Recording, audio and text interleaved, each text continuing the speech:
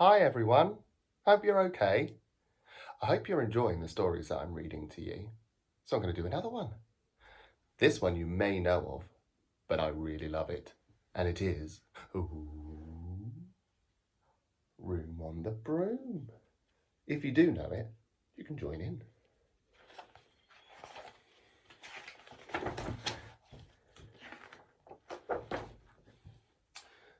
The witch had a cat and a very tall hat, and long ginger hair that she wore in a plait. How the cat purred, and how the witch grinned, as they sat on their broomstick and flew through the wind.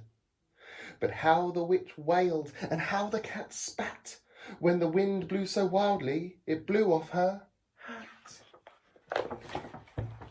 Down! Cried the witch, and they flew to the ground. They searched for the hat, but no hat could be found. Then out of the bushes, on thundering paws, there bounded a dog with the hat in his jaws. He dropped it politely, then eagerly said, as the witch pulled her hat firmly down on her head, I am a dog, as keen as can be. Is there room on the broom for a dog like me? Yes, cried the witch, and the dog clambered on. The witch tapped the broomstick, and whoosh, they were gone. Over the fields and the forest they flew. The dog wagged his tail and the stormy wind blew. The witch laughed aloud and held on to her hat, but away blew the bow from her long ginger plait. Down! Cried the witch, and they flew to the ground. They searched for the bow, but no bow could be found. Then from out of the tree, with an ear-splitting shriek, there flapped a green bird with the bow in her beak. She dropped it politely and bent her head low, and said, as the witch tied her plait in the bow, I am a bird, as green as can be. Is there room on a broom for a bird like me?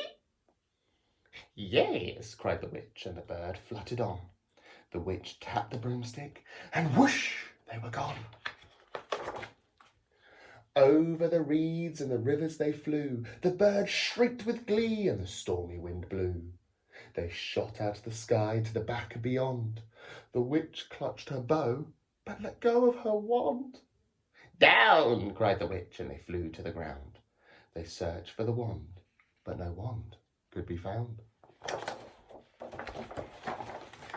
Then all of a sudden, from out of the pond, leapt a dripping wet frog with a dripping wet wand. He dropped it politely and said with a croak, as the witch dried her wand on the fold of her cloak, I'm a frog, as clean as can be. Is there room on the broom for a frog like me? Yes, cried the witch. So the frog bounded on. The witch tapped the broomstick, and whoosh, they were gone. Over the moors and the mountains they flew. The frog jumped for joy, and the broom snapped in two. Down fell the cat and the dog and the frog. Down they went tumbling into a bog. The witch's half broomstick flew into a cloud, and the witch heard a roar which was scary and loud. I am a dragon, as mean as can be, and I'm planning to have witch and chips for my tea. No, cried the witch, flying higher and higher. The dragon flew after her, breathing out fire. Help, cried the witch, flying down to the ground. She looked all around, but no help could be found. The dragon drew nearer, and licking his lips, said, maybe this time I'll have witch without chips. But just as he planned to begin on his feast, from out of the ditch rose a horrible beast. It was tall, dark and sticky, all feathered and furred. It had 4 frightful heads and had wings like a bird. And its terrible voice, when it started to speak, was a yowl and a growl and a croak and a shriek. It dripped and it squelched and it strode from the ditch and said to the dragon, buzz off, that's my witch.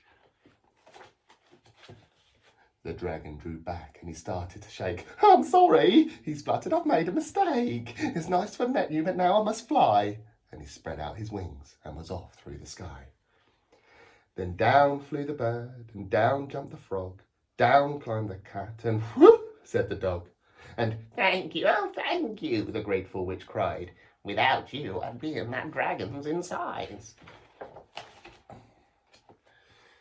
Then she filled up her cauldron and said with a grin, "Find something, everyone, throw something in."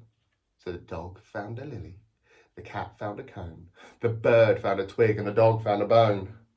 They threw them all in, and the witch stirred them well. And while she was stirring, she muttered a spell. Iggity, ziggity, zaggity, zoom!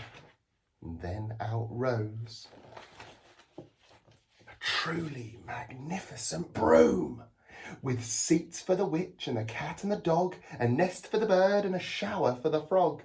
"Yes," cried the witch, and they all clambered on. The witch tapped the broomstick, and whoosh, they were gone. I hope you enjoyed that one. My arm hurts. That was a heavy book. I'll do another one for next week. See you soon. Bye-bye.